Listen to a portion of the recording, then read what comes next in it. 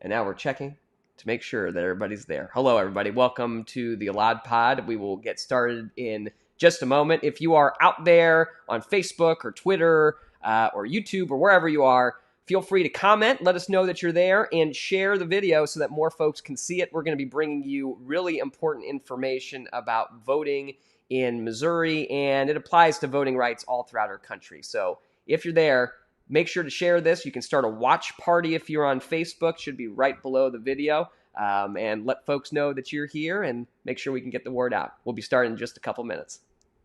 Thanks for coming.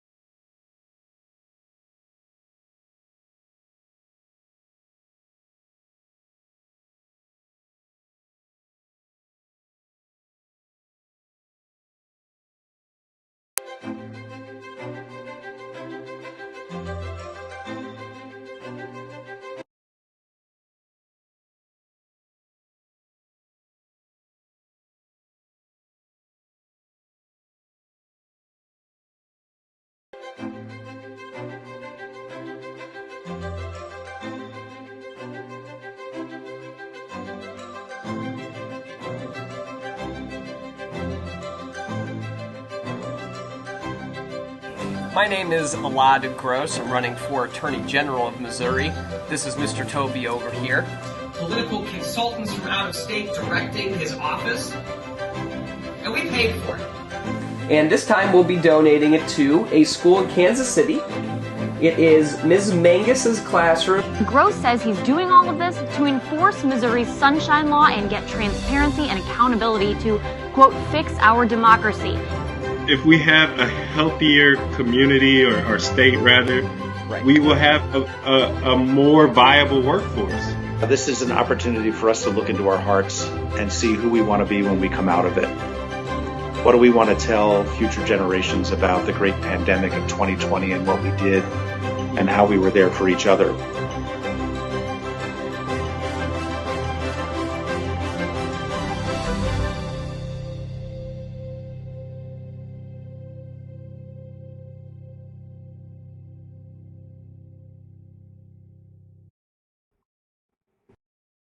Hi, everybody, and welcome to the Elad Pod. We are very excited to have some wonderful guests, and we're going to get right to them.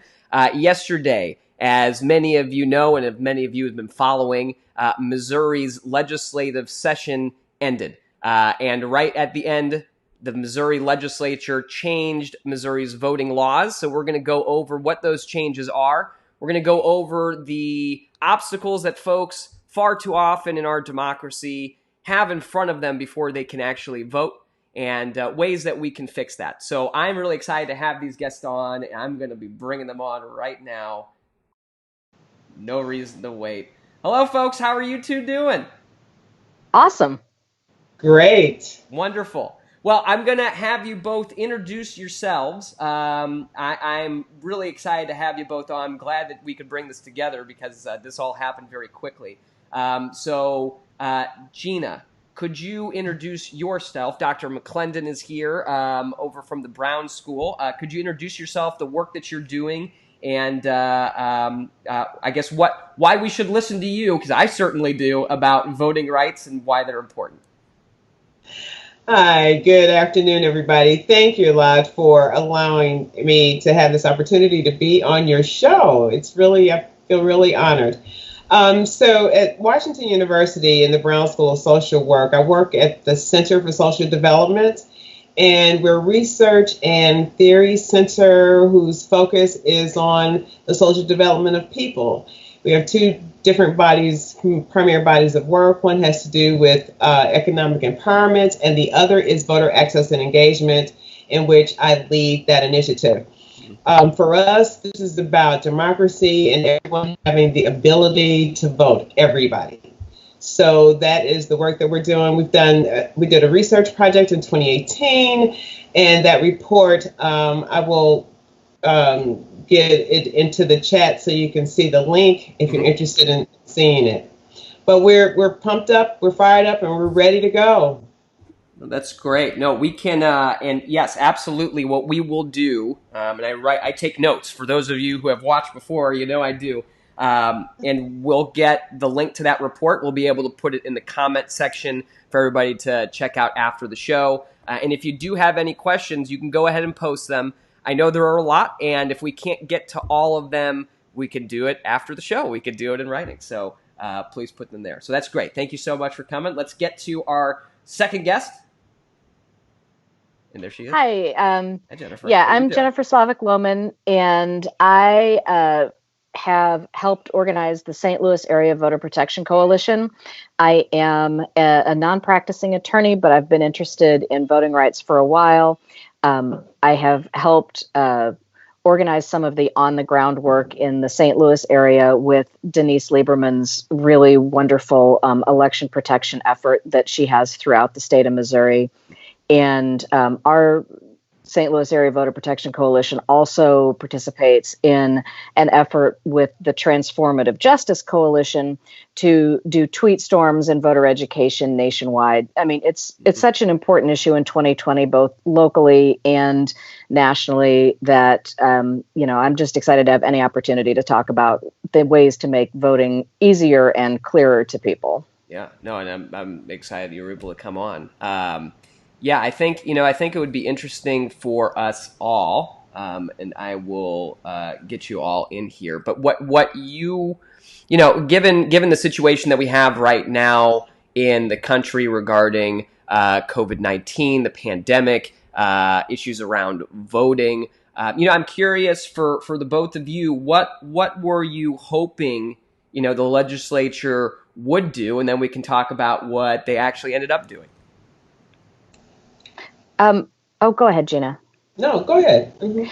Okay, well, so the two important things that really need to happen is that people need to have a safe way to vote at home, by mail, if that's what they feel that they need to do. But there also needs to be a safe in-person voting option, because not everybody can or wants to vote by mail. Some people really have a need to vote in person. So both of those things need to happen. Both of them need to be safe, and both of them need to be accessible. Right now, the one thing that I think is standing in the way of safe voting by mail is that the Missouri's requirements for absentee voting have always been pretty onerous, and the new legislation doesn't necessarily make it that much easier to vote absentee by mail, because for a great many people, they may need to have their absentee ballot envelopes notarized. And, finding a notary, knowing what a notary is even, is something that is not necessarily accessible to everybody. So that's a big concern that I have. The other concern, of course, is having good opportunities to vote in person, which requires lots of safety measures. It requires adequate staffing. And you can see why people would be hesitant to want to work at a polling place. So there are all kinds of challenges to overcome in that area too. Right. Yeah, Gina, do you have, is there anything that you wanted to add to systems that we really need to reform, whether that's in Missouri or even in other places too? It might be applicable to other states as well. So I alluded to a research project that we did at the November 2018 election.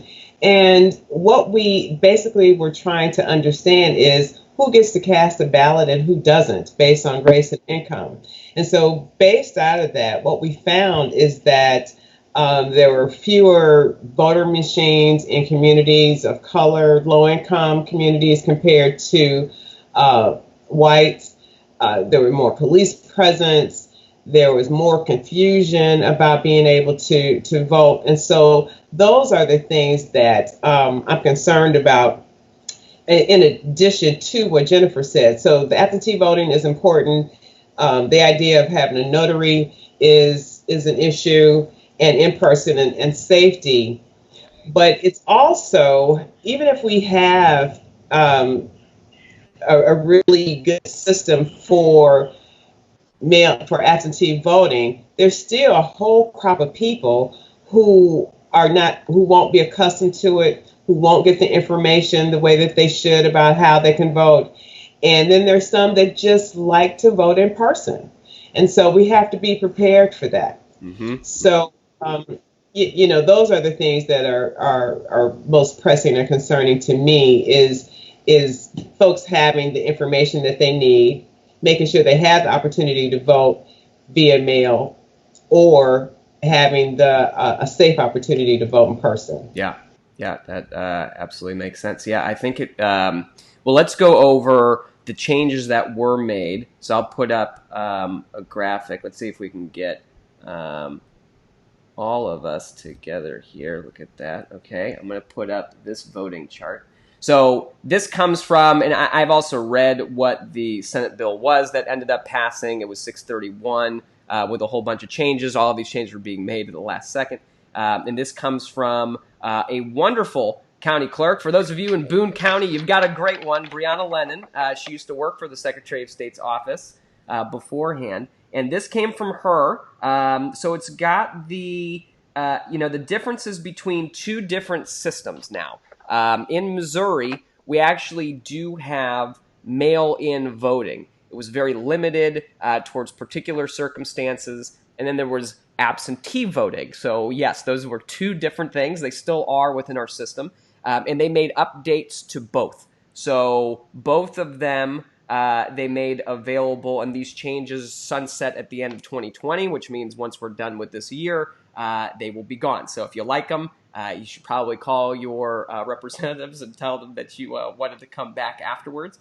But the big issue is around the coronavirus, because so many folks had questions about applying for an absentee ballot and whether they could apply for one, given that one of the excuses on there dealt with being confined due to an illness. It didn't say that you had to be sick. It just said an illness in general. Does that mean a pandemic? So a lot of folks,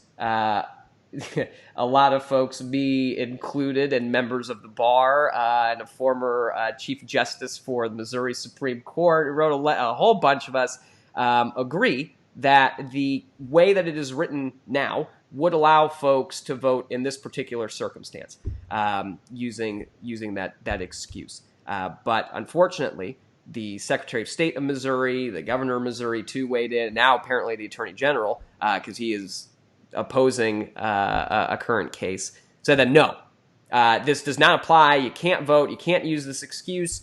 The Secretary of State actually allowed local election authorities to just kind of decide whatever they wanted to, so we had differences depending on where you lived, which is oftentimes an issue. I'm a constitutional lawyer, and that's something that you're not supposed to do either, ever. But so now that has gone, as I've indicated, that has gone to court. And as Jennifer mentioned, Denise Lieberman is one of those lawyers who fights on these issues quite a bit. The League of Women Voters, multiple protection groups, the NAACP, they're all in court right now. So that is opposed by the Attorney General, saying that no, you should not be able to. So the legislature came up with this, and they passed another excuse on the absentee ballot, and they made some changes to the mail-in balloting. So I know, Jennifer, we talked a little bit earlier that you looked at the absentee ballot and the excuses there. Is that okay? Could we go over just the absentee ballot portion of that? Yeah. So in Missouri, we have an excuse-based absentee voting system. We don't have early voting and we don't have mail-in voting. So what we do have is two different kinds of absentee voting. You can vote absentee by mail or you can vote absentee in person, but either way, you need an excuse to do it. So historically speaking, if you wanted to vote absentee by mail, except for certain circumstances, such as being confined due to illness or being on permanent disability status, et cetera, you had to have your absentee ballot envelope notarized. And the notary requirement was really something that concerned people in the age of COVID, because as a notary myself, you can only do it in such a distant way. You can't use electronic notary for this. There is some element of in-person contact that's going to be required to notarize ballots. So in an ideal world, what would have happened in the state legislature is they would have made it clear that excuse number 2, confined due to illness, applied throughout 2020 to every voter. Everybody could use that reason to request an absentee ballot by mail, and nobody would need a notary. That's not what happened. Right. So what happened was they created a new category of excuse, which is basically anybody who wants to get an absentee ballot by mail can do so, but they're going to have to get a notary. The people who don't need a notary I'm just going to read this because it's an oddly specific list. Mm-hmm. Now, this is an or list. It's not an and list, but it's still oddly specific. Yeah, I'll get the chart up for you too while you talk through it. Yeah. Yeah. So it says, for purposes of this section, and that's the section of the new excuse category, the voters who are in an at-risk category for contracting or transmitting severe acute respiratory syndrome coronavirus 2 are voters who are 65 years of age or older, live in a long-term care facility licensed under Chapter 198, have chronic lung disease or moderate to severe asthma, have serious heart conditions, are immunocompromised, have diabetes, have chronic kidney disease and are undergoing dialysis, or have liver disease. And you see that there are several situations left out of that. Risk factors such as high blood pressure are not on this list. Mm-hmm. And, it also ignores the fact that family members of people who are at risk don't qualify under this particular section. So I guess, there are a lot of issues left open by this, such as what effect does this particular new section have on excuse number 2 and its applicability and how election boards are going to treat that. So we're kind of in this a situation of uncertainty. The only thing that I could say is because the possibility that a lot of people will need ballots notarized is out there, everybody should start thinking about maybe becoming a notary. And I understand that does require effort and it does cost money to become a notary. But if people have the ability and means to do that, it's something to consider right now. That's great because we literally got this question from Debbie. So I'm going to put it up on the screen. Oh, hold up. Yeah, so she was literally asking about that. So you would, based on this and given what the volume, I think Debbie is pointing exactly right. There's potentially a lot of volume here. Do you think that there will be, any kind of? It does cost money to become a notary. Is that right?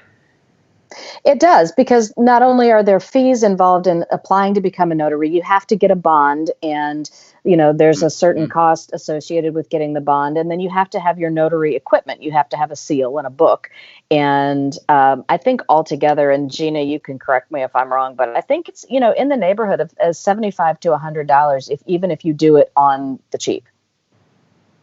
Yes, that's very true. And but here's another issue. I applied to be a notary, maybe about 6 or 7 weeks ago, and I called the state earlier this week to ask what the status is. Well, apparently I've been approved, according to this young lady. She couldn't give me my number, my commission number. But what she said is that the application is set, it's ready to go, but they haven't processed it because when you get your letter, you have 90 days to get get your notary bond and your seal and things like that, and to get sworn in. And so if they had processed it before, earlier, I would lose some of that 90 days because the courts are closed in St. Louis City. Now, I don't know if that's true everywhere else, but I have to be sworn in. So the question becomes, what's going to happen when, when the St. Louis City is open? Are they going to allow people to go in to be sworn in? Will it be by appointment? And I haven't seen anything that tells me what's going to happen at that point. So, there's another obstacle that people have to deal with. Right. And the other thing too is that Jennifer alluded to is it's interesting that the COVID, the CDC lists several other things, at least the high blood pressure, as the reason, as a complicating factor with COVID. Right. So why did they happen to leave that particular thing out? Is it possible that they left that out because a lot of African American, a lot of Black people have high blood pressure? It seems discriminatory, in my opinion. It doesn't seem very medically sound either in that respect. I mean, and since COVID is an emerging illness and it's a novel virus, literally, that nobody really knows a whole bunch about, I think setting risk factors in stone when those haven't been established with any certainty is a really kind of dangerous thing to do. Yeah. Mm-hmm. Yeah. Yeah. It's interesting too, and I was talking about this while they were looking at the law and making these changes, but they also don't include any exception for folks who are working with at-risk populations. That's not included in here at all. So for all of these things that they include, like, okay, let's say these were right and these were the only things that you can, the risk factors for folks who are working with people or exposed to people like that, or might be bringing something into a nursing home, for example, they're not included. They don't have this ability to vote using the new absentee excuse. And there's this other piece.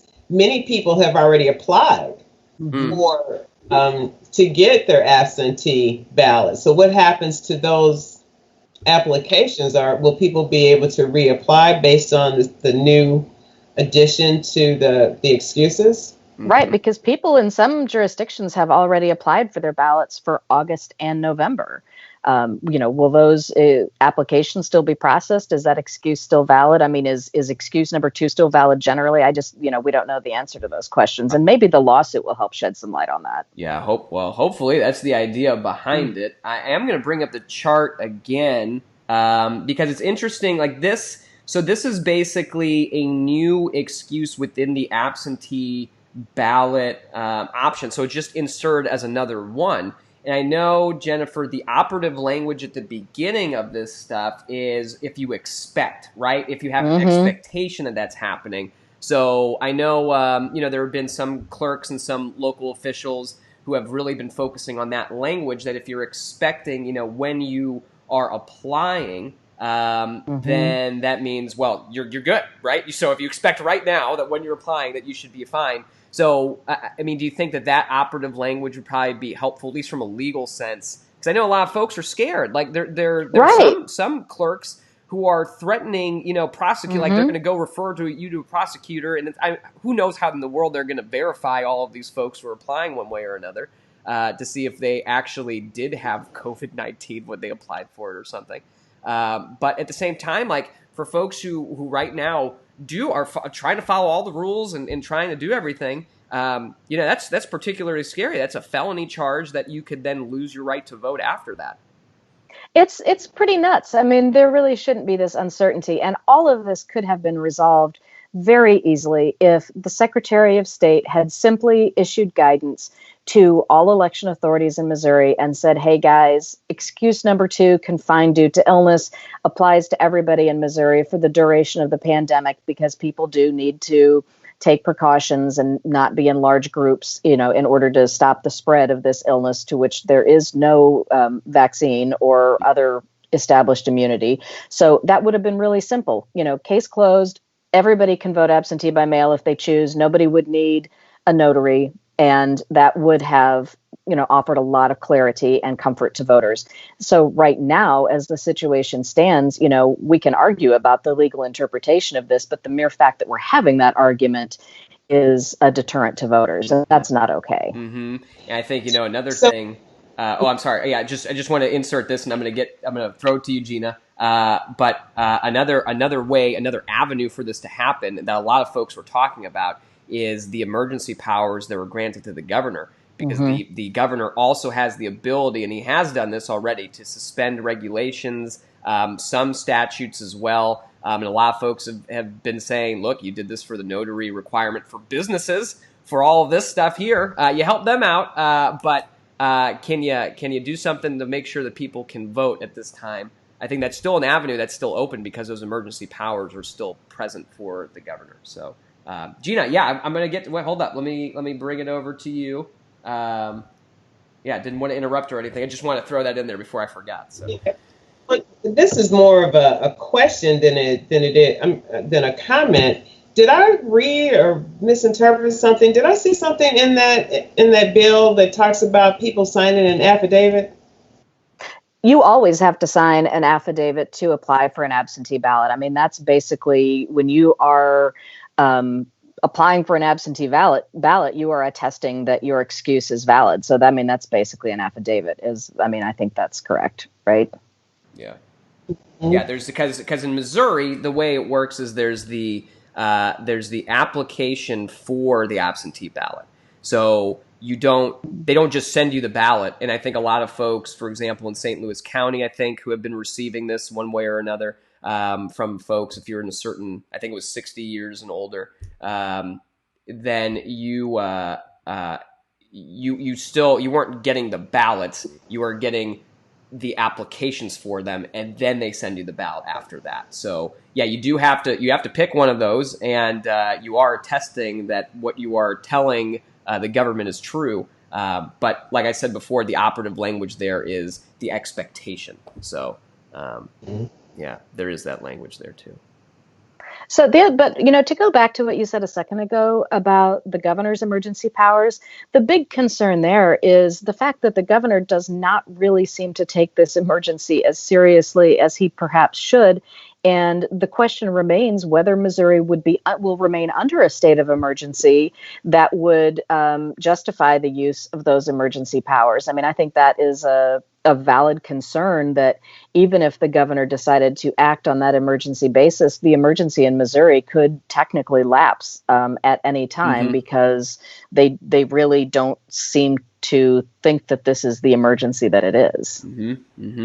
Yeah, I think that's a very good point. And part of the reason that folks were called, they had to come back to session, one, because we had to pass a budget. But two, there were a lot of things we had to get done. Our legislature decided to focus on a whole bunch of stuff that, some people were asking, does that really have anything to do with the emergency that we're dealing with?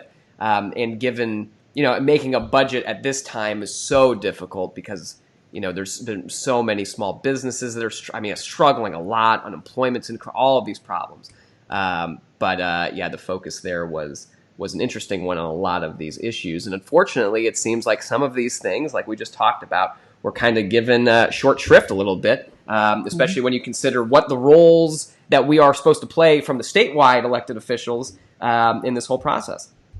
Well, just to give a little bit of a shout out to some of the Democrats who, I know that we're kind of griping about this bill in some respect, but considering that, the pro-voting rights party is in a big minority in the state legislature, props for what they fought for, and the fact that they were able to get anything. And the fact that, if I'm not mistaken, they were able to remove some really stringent voter ID I shouldn't say voter ID, I should say stringent photo ID requirements that were going to also be put into this legislation. I do thank them for the hard work that they did to get rid of those things that would have made this difficult situation even just that much worse and more confusing. Yeah. I do want to ask you all, since I got you, and folks are going to probably see on the internet and in a lot of maybe even conversations that folks are going to say a lot, well, you went to mail-in voting, and even the Secretary of State was complaining yesterday that it didn't have the photo ID provisions that he wanted. But, you're going to have folks who are going to say this is not a secure method of voting, and, that it's going to be, for fraud and all of this stuff. Can you explain a bit, the both of you, just your perspective on responding to that, especially, explaining the ways that these ballots right now are verified? Because you're right, it's not photo ID, but there are other ways we're identifying folks who are voting. Well, now, the first time, if someone registers to vote by mail or online, the first time they vote absentee, they do, in fact, have to provide a copy of an acceptable identification with their absentee ballot application. So nobody votes absentee in a vacuum where no ID is required. And there are there's other identifying information that you have to put on your absentee ballot application and on the absentee ballot envelope They also do signature matching. So they have a variety of, depending on the election authority, they have a variety of sources of signatures to compare your signature to.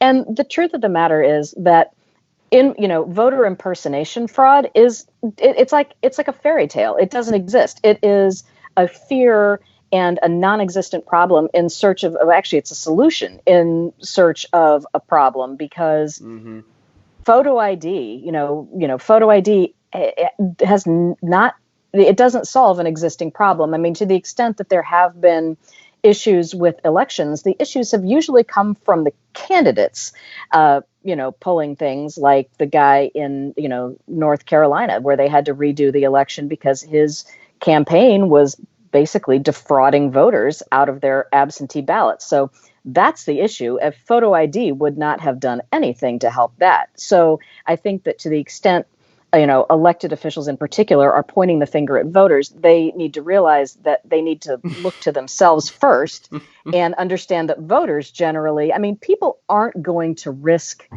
a criminal prosecution to cast one ballot in an election. They're just not going to do it. So it's a silly concern, honestly. Mm-hmm.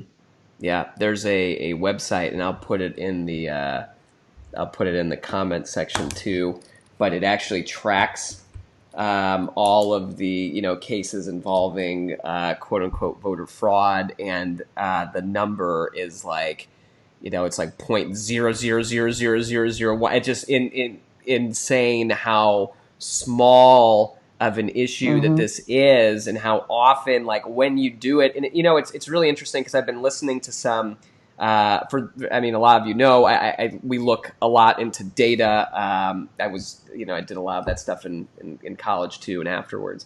But if you do, there's actually like analytic methods right now that allow you to look at patterns in data and patterns in voting and all these things, and you can find when it's not, the random sample that you're expecting, when it looks like somebody has designed something to cause problems or whatever it might be.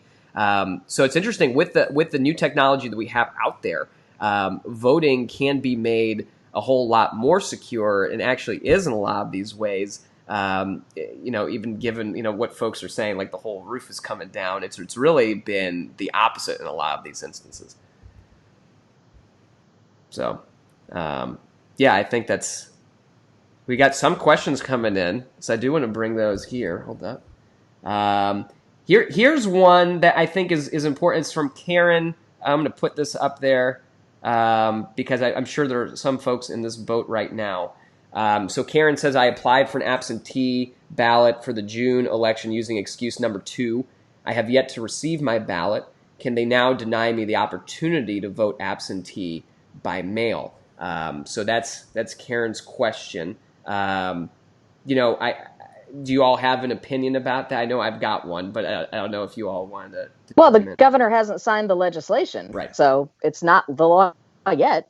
Right. Yeah, that's very true. And it doesn't. So if you look through the absentee application, Karen and everybody else who's out there, you'll actually see that sometimes there are a couple that you can pick, and you might have one where it's like, oh, I'm confined due to illness, and maybe there's also some religious exemption or something that also applies. So you have the opportunity to choose. Now, the reason that a lot of folks were pointing at 2 as making sense was, 1, it makes sense because we're in the middle of a pandemic, and there are literally orders for folks to stay home as much as possible. And we know that when people get together, that's not the best thing in the world for this thing. But 2, that one, because of diseases in the way that they operate, in an attempt to limit your exposure to a notary or whatever else, we're trying to reduce that so you don't have to get that one notarized, which is the other benefit of 2. And now I guess it's 7. Is that the new one now? It's number 7. Yes, I think that's right. 7 or 8. Yeah. Yeah, I think it's 7. So we got 7 out there, I think. Yeah. I was reading the bill really late. My eyes are killing me right now, but I think I got the right number on that. So, but yeah, if you look, like, you might have a couple different ones. So just because this one is passed does not necessarily mean that you couldn't select a different one instead, right? If you expect something to happen and that's the excuse and you're looking at it and you're like, that's the one, that one fits, so does this one, you are able to choose. You don't choose both of them, you choose one, and that's the excuse that you're with. So, yeah, so, I mean, the thing is, there's a lawsuit. And so we're all kind of waiting because we don't have an answer, and we don't have a government that has provided a unitary answer and helped us out that way. And so we're all kind of in this boat of not knowing what's going on. And it's unfortunate because that's not what we're paying for. I know I'm paying taxes. All right, let's see what else we got up here. Yeah, there it is. Okay, so this is correct. And actually, this is the exact quote I saw the other night. So this is from Freddie. Americans are more likely to get struck by lightning than they are to commit voter fraud. That is very, very true. And actually, so you will see some articles, and there are experts in voting who will say this. They will say that, it is more likely that you'll see fraud by, absentee or mail-in. But the thing is, it's like, 5 versus, 7.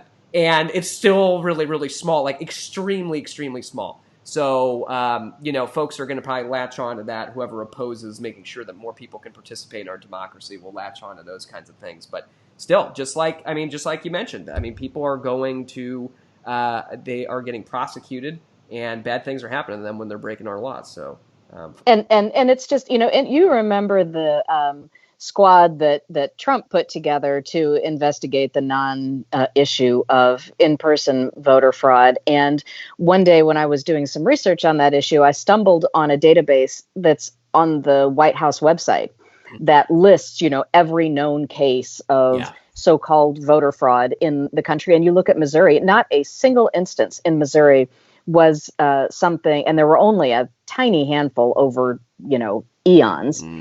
None of these instances had anything to do with something that a restrictive photo ID would have stopped or resolved. So, it was just, that's irrelevant to the discussion. Again, this is something that, politicians maybe need to look toward themselves to solve those still rare issues that are caused by, political shenanigans. But, don't point the finger at voters, because voters aren't doing this. Yeah, absolutely. These are great questions that are coming. All right, let's see. Camera. Oh, great. Okay, let's put this one up there.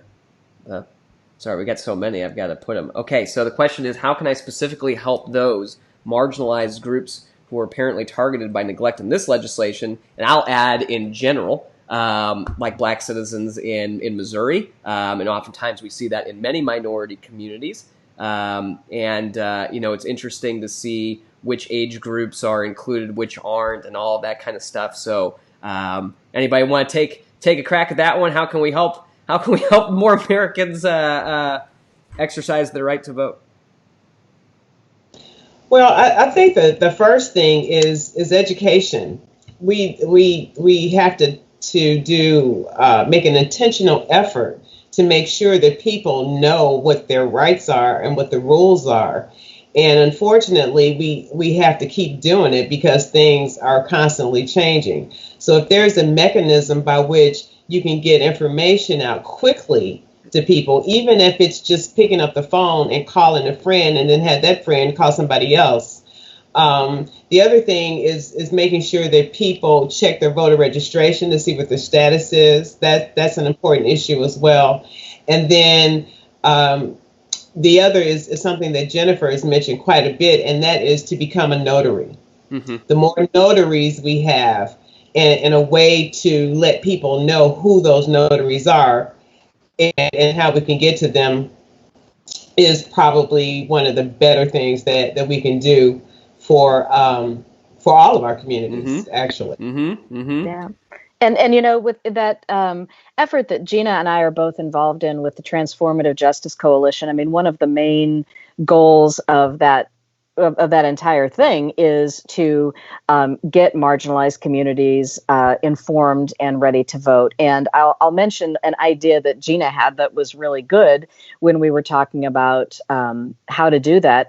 We were talking about how churches sometimes do sick and shut-in visits, and right now maybe churches should also think about doing voter wellness checks on the folks in their congregations. And there are some really easy ways. I mean, right now you can check your registration through the Missouri Secretary of State's website, but that is super case sensitive and it's kind of unwieldy. And it has made a lot of people unnecessarily stressed out when they couldn't find their registration because they put a stray space in or something. So I would advise using other methods first of checking your registration. I mean, ultimately, your local election board is the best place. That's even better than the Secretary of State. Yeah. But if you're looking for something simple, a lot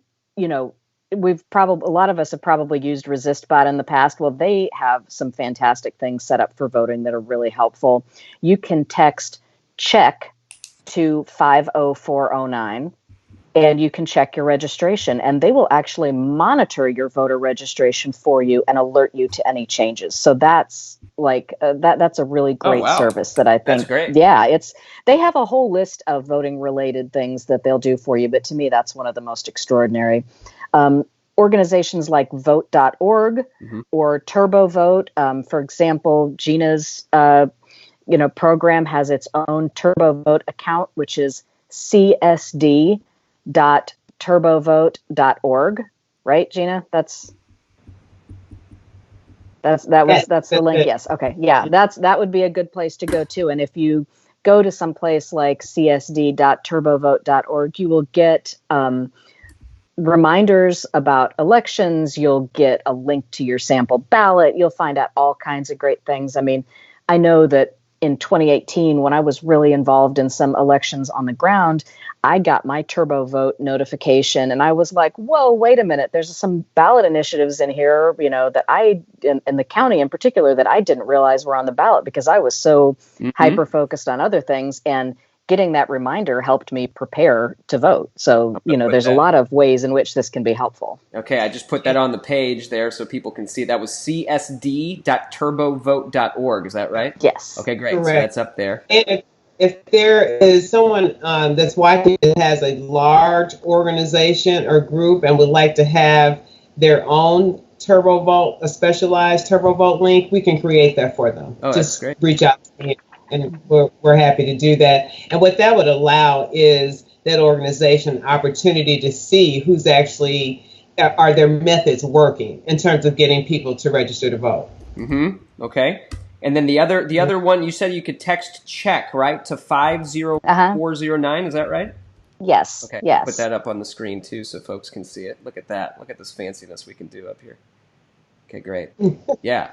Just got to get the word out. This is important. There's a website we're going to have to update it a bit now, but votemissouri.org, which is something that we put up because a volunteer for our campaign came from a state where they do vote by mail regularly, and it's normal. And so she said, y'all should be doing it over here too. And we worked with her and a bunch of other volunteers, and we actually cataloged all the contact information for the clerks around the state. So that's all up on that website. It also allows you to electronically fill out the absentee ballot request form, and we have over 40 counties that are willing to accept it by email. So I should have. That's awesome. Yeah, I should have put that up there too. Hold up, I'll throw that thing up there. But what is nice about that website too is that if you go there, you can there's also a link to the voter registration and some other information connecting to the Secretary of State's website. So there's some other resources in addition to it. But I know if you do have a question about what's going on, a great one of the best benefits of that website is that you look up your county and you can call them. And so many folks have been really open to, they want to hear from you as a voter. So a lot of local election authorities are really on the ball on this. So great. Yeah. And go ahead, Gina. Right. And I was in Elad's right. St. Louis County is excellent in terms of helping. and just being very thoughtful about what they do and how they do it. And I'm really and I'm proud to say that.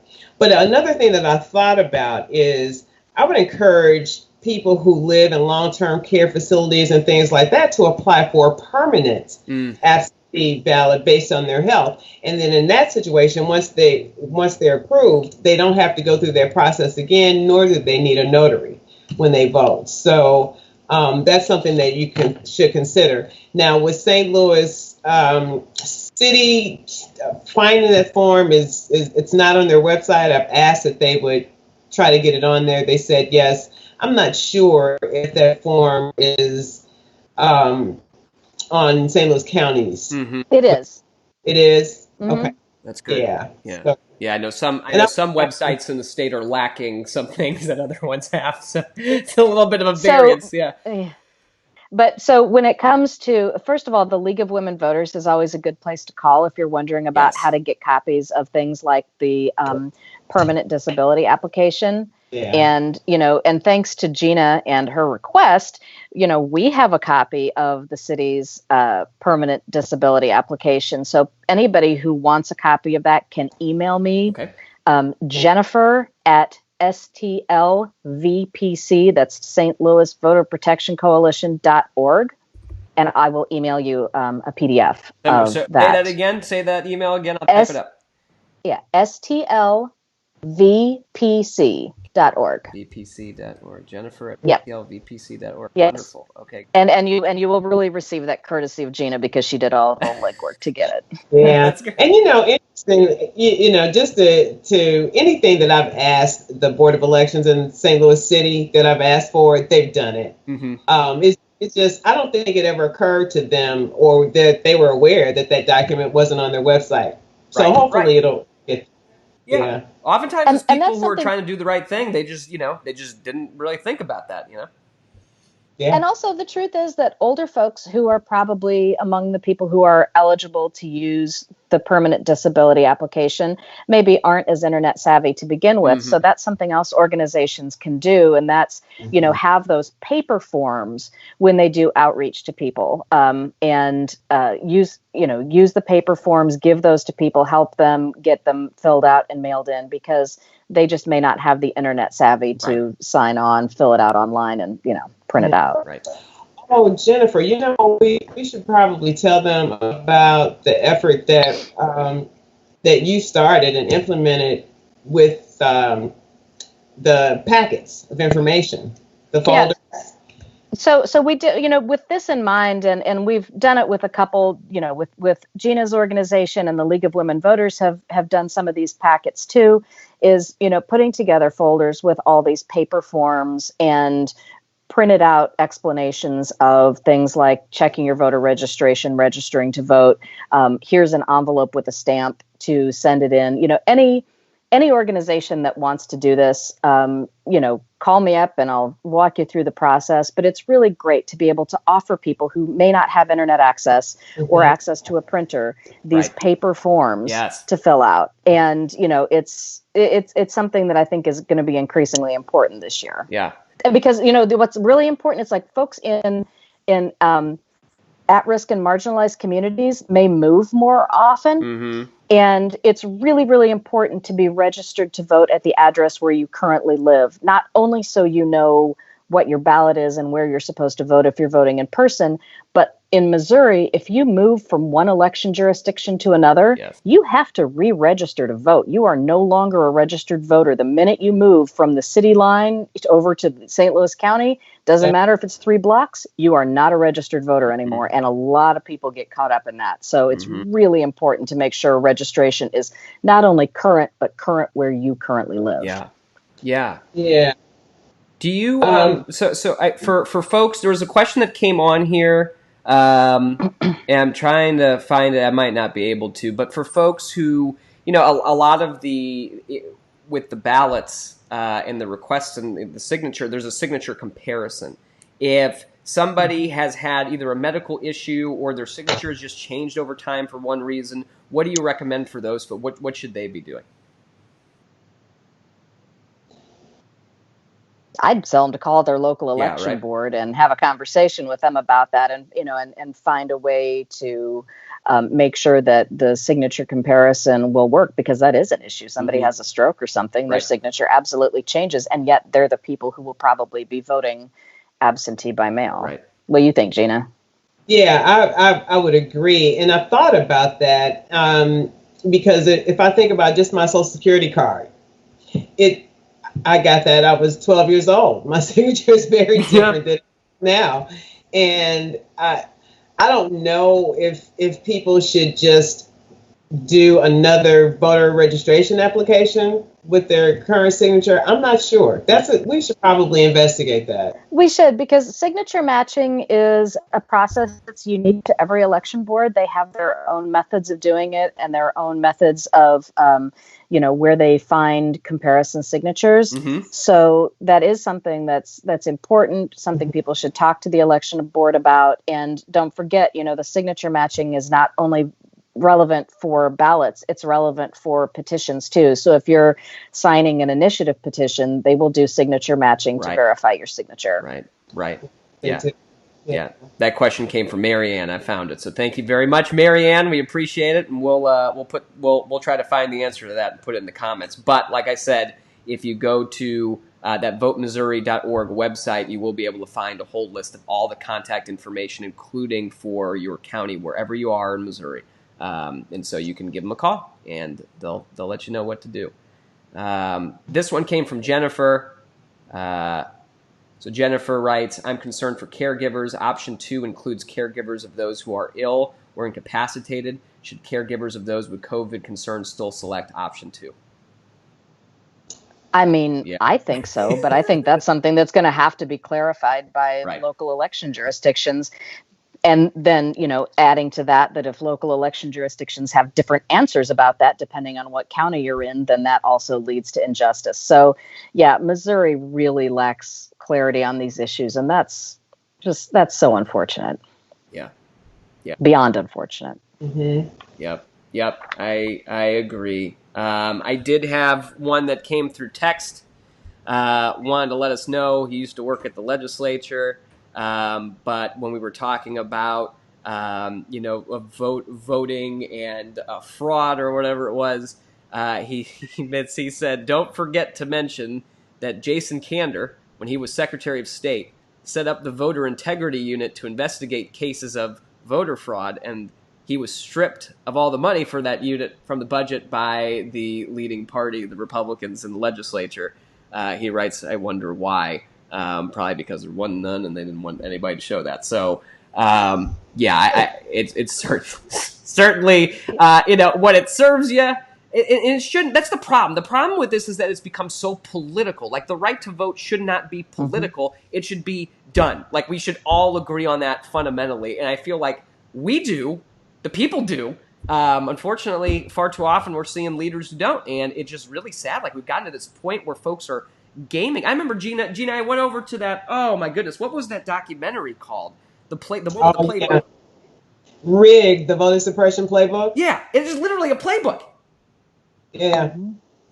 And just a plug for the film, if you haven't seen that documentary, I highly suggest it. It's called Rigged, the voter suppression playbook.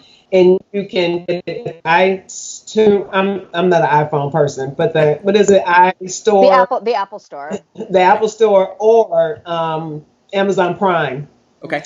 You can rent it, you can purchase it. It's cheap. Like $4.99 to have it permanently live stream. And it's an excellent documentary. As a matter of fact, if you go to the St. Louis Voter Protection Coalition, if you go to that website, do you have a list of all the documentaries and things that we recommend people watch? Is it on that? I put it. Well, I don't know if I've put it on the website, because I'll admit that I'm not really good with websites, and so somebody else takes care of that. That's fair, yeah. But and I probably do need to get that up there. But we do have a list of great documentaries. I know I've posted them on our Facebook page before. What is that? What is that website? That's stlvpc.org. Yes, okay, yes, but again, I mean, it's on the Facebook page somewhere, I know, and I'll repost it, because Gina's right, and she's done a lot of, she did a lot of legwork with the with the filmmaker of Rig to bring that to town. And then we also were able to show the documentary Suppressed, which is shorter and it's free and it's on YouTube. It's called Suppressed, The Fight to Vote. And that's about the Georgia election in 2018. And the nice thing about that is that it kind of goes through a lot of the same things that Rigged goes through in what I think is a more emotionally impactful way. People may disagree because Rigged is like a really good film and it's really informative and it gives you steps you can take. Suppressed, is again, shorter and free and also really impactful.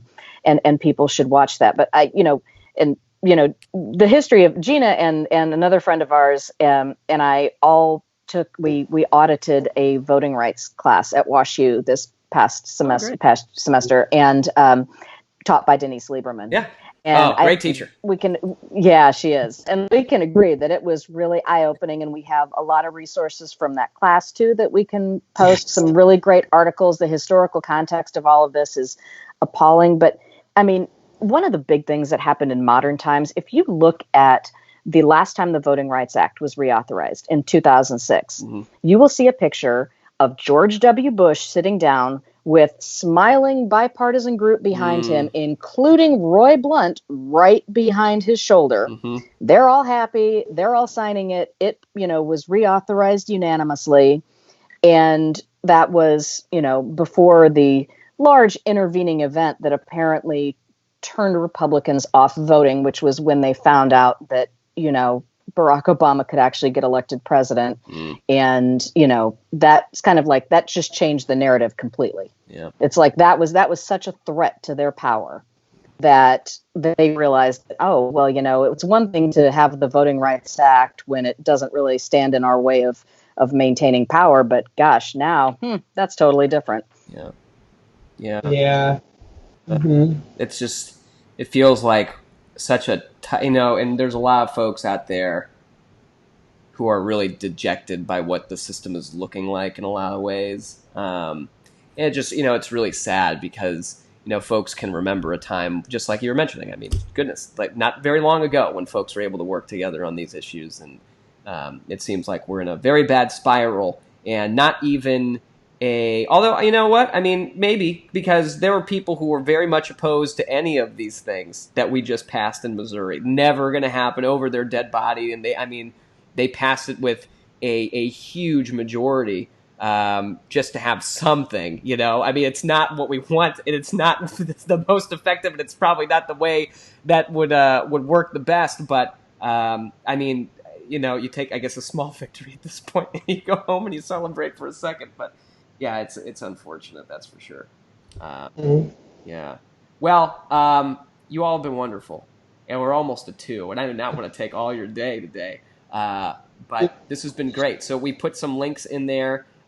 This is okay. Well, this is a wonderful question because this is what I was going to ask at the end anyway. Mary Ann's back, and she wants to know what group can she join in Missouri to help. She lives in rural Missouri. So what I was going to ask the both of you is if you had any, anything you wanted to plug, any ideas for folks, how they can get involved, where can they go? And as you're doing that, I'm going to try to I'm writing it down here, and then I'll try to put it on the screen too for folks to get involved. So whoever would like to start, go for it. Gina?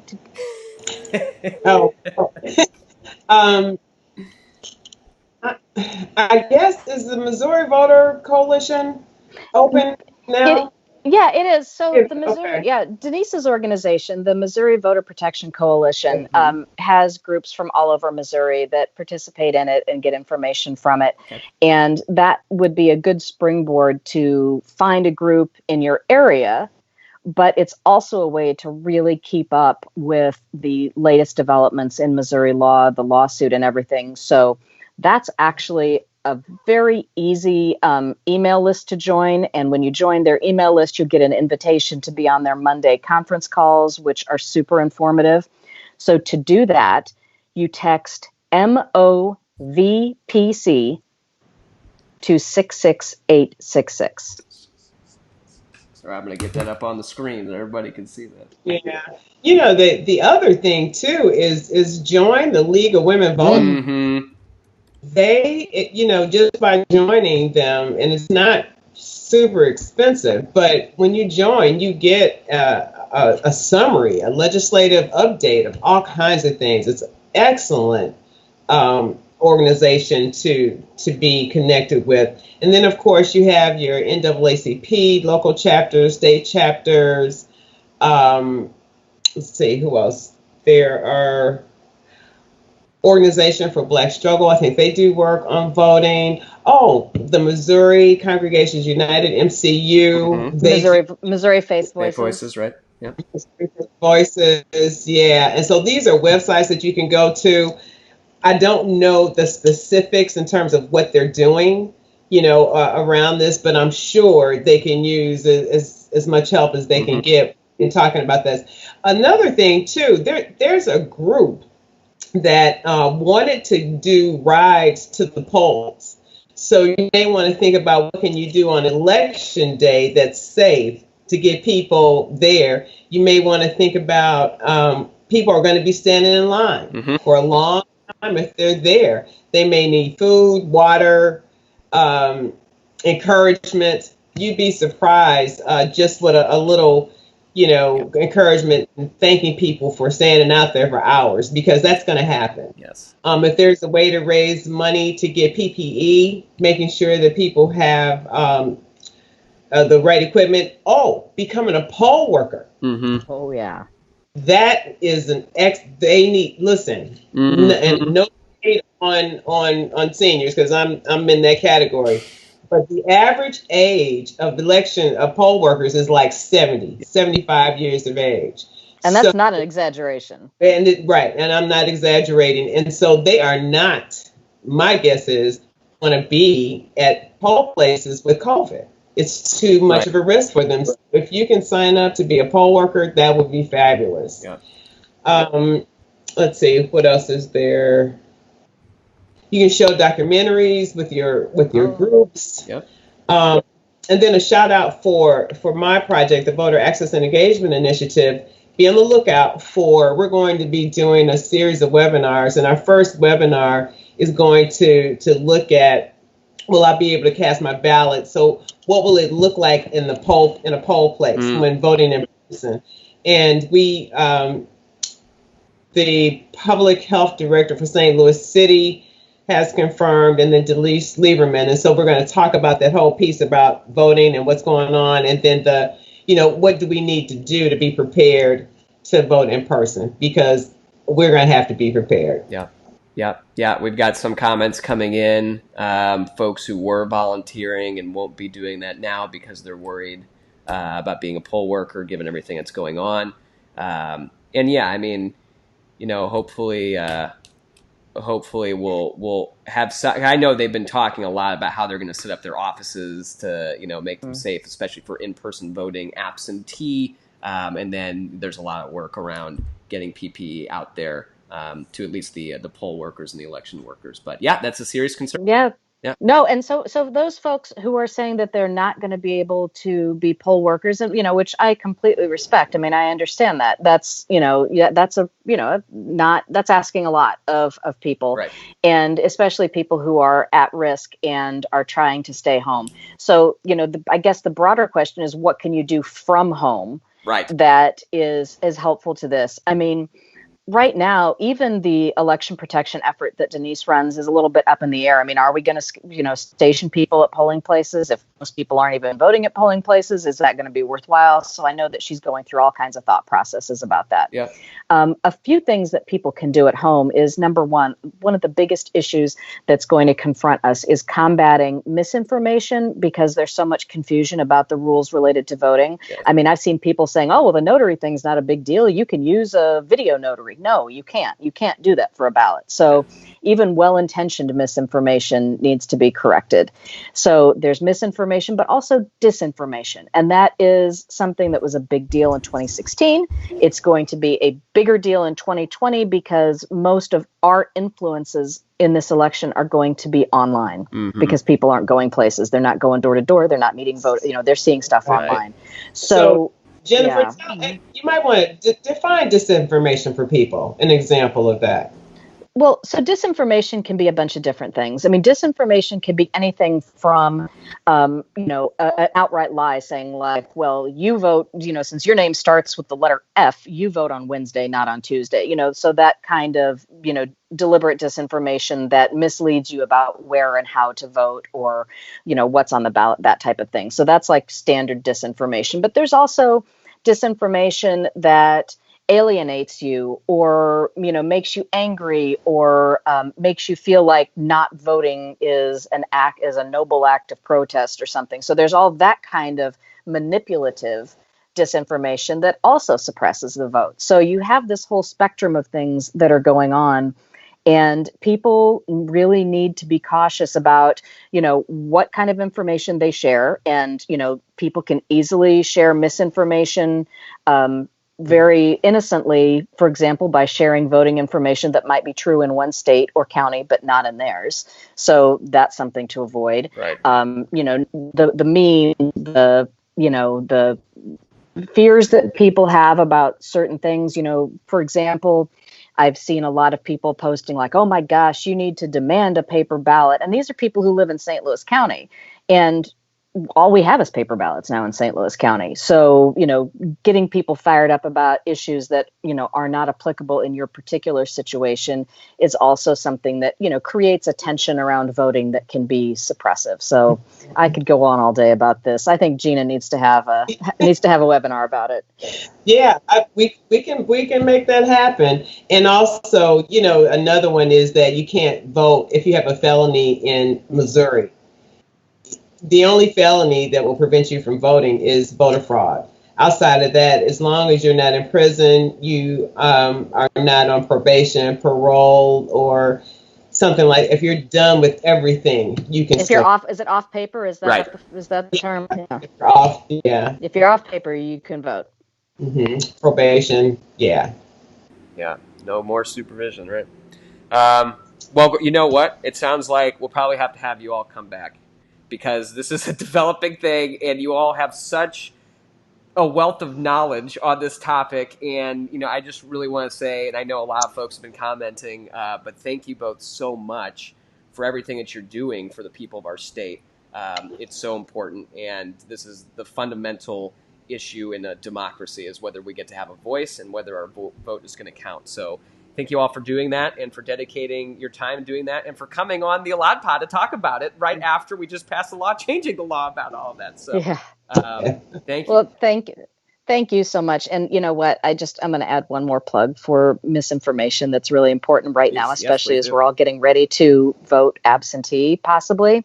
There is a very well-known myth that, for some reason, that absentee ballots aren't counted unless an election is close. Right. That is not true. Absentee ballots are always counted in every election by every election jurisdiction. So there is no chance that your absentee ballot, if it's a validly cast absentee ballot, it will count. Yeah. Great. Awesome. Sorry. This is great. Thank you. No, the more info, the better. I feel like we can go on for like half a day with all this stuff. There's so much. It's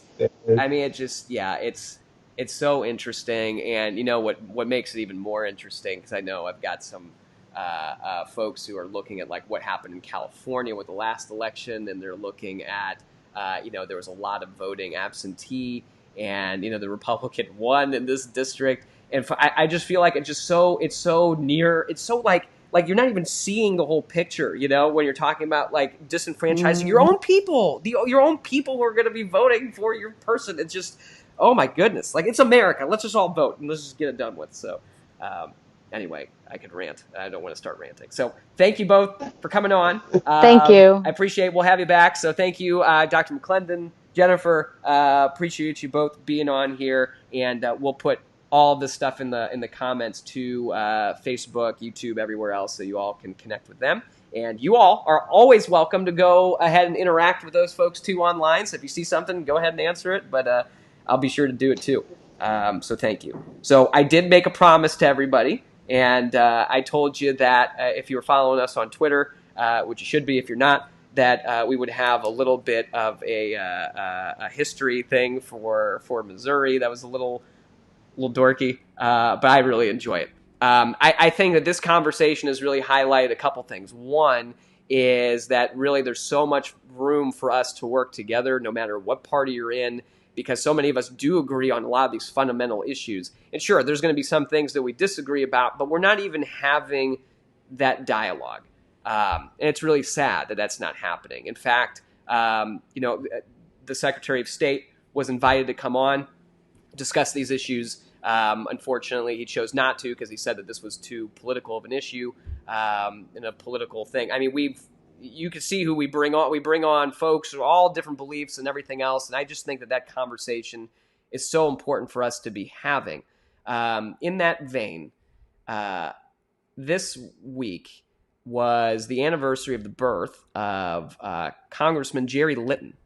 And some of you might have heard of him before. He was a congressman in Missouri from the 6th Congressional District, so a lot of the northwest side of the state. And he was very popular for a show that he started, and it was called Dialogues with Litton. And I was, looking through it. The State Historical Society, which does wonderful work in Missouri, has a bunch of videos up on YouTube, and I've been basically addicted to watching old, partial episodes of it and spreading it wherever I can. He would have folks from different parties on his show. People from all over the country would come to Missouri to talk about the issues, to have candid conversations, and, to really find a lot of areas of agreement. And I'm looking at what this whole setup has become, and it's really exciting to see. I hope that maybe we can bring some of that back into our conversation. So, unfortunately, his life was lost far too early because the day that he won the primary election to become the Democratic nominee for United States Senate, his plane crashed. He was riding with a friend, and his whole family was there. And unfortunately, they all passed away. So there's a lot of memorials up for him. There's a mini documentary that was made, but I wanted to throw it back a little bit. And so I'm going to play this. I know we're over time, but I think it's important for us to kind of see it. So if you got some time, peer back into the history of Missouri, and maybe it can give us some guidance on where we can move forward with all of this.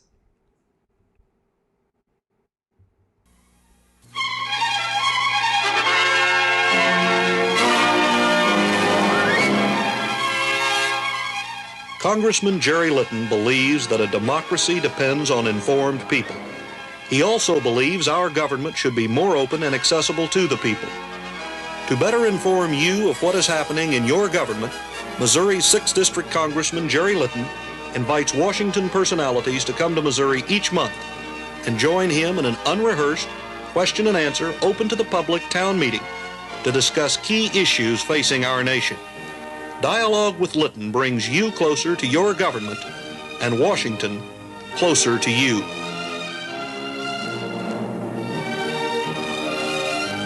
Be sure to watch Dialogue with Litton on this station with Missouri Congressman Jerry Litton and his guest, the Commissioner of Consumer Affairs for New York City. So you've got an interest in the way food reaches the supermarket, because if your good sows get into... You have learned so much since you came to New York. I know what a guilt is, too, You know, pardon me for interrupting her, but she had not seen a hog until I showed her one in Missouri. I know. It's absolutely true. Let me do something here I've never done before. You're a pretty active Democrat, and I'm a Democrat, and a lot of people are out here, and I don't know if people will be honest with me, and maybe I shouldn't even ask, but you're talking about us meeting with the people, talking, relating, as opposed to political rallies. Could we get a show of hands of those who consider themselves Republicans or independents? Would you do that? That's a mighty good, that's a frightening number.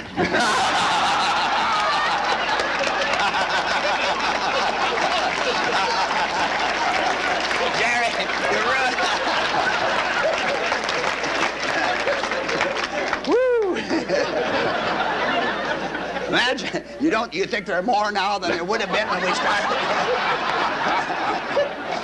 Jack is running for re-election, and I know he has some commitments back home. And Jack, you don't know how much I appreciate your taking time to be with us and be with my people here in Missouri today. Thank you very much. They're lucky people. Thank you, Jack.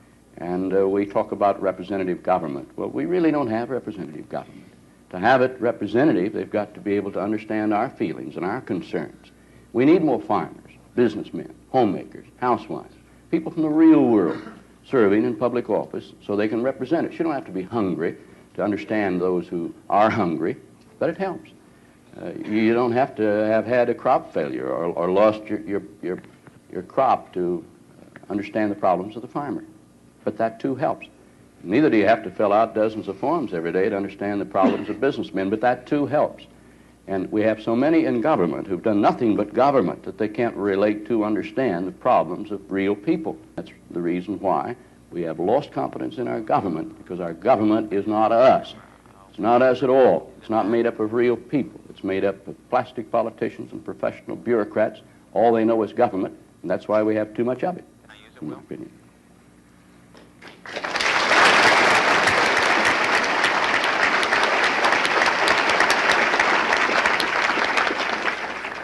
I might further add to that I think also that it would be good, because we are planning on extending our dialogue program and sharing it with the people of Missouri, and because we would like for them to feel like we feel with you all.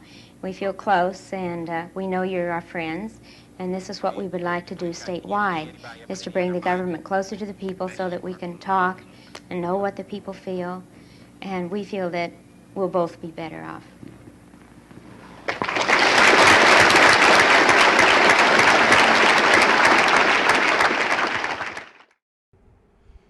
Thanks for coming today. If you've got some time at 3 o'clock, we're going to be texting voters in Missouri. You're very welcome to come to that. And as always, you can visit us online anytime you'd like at eladgross.org.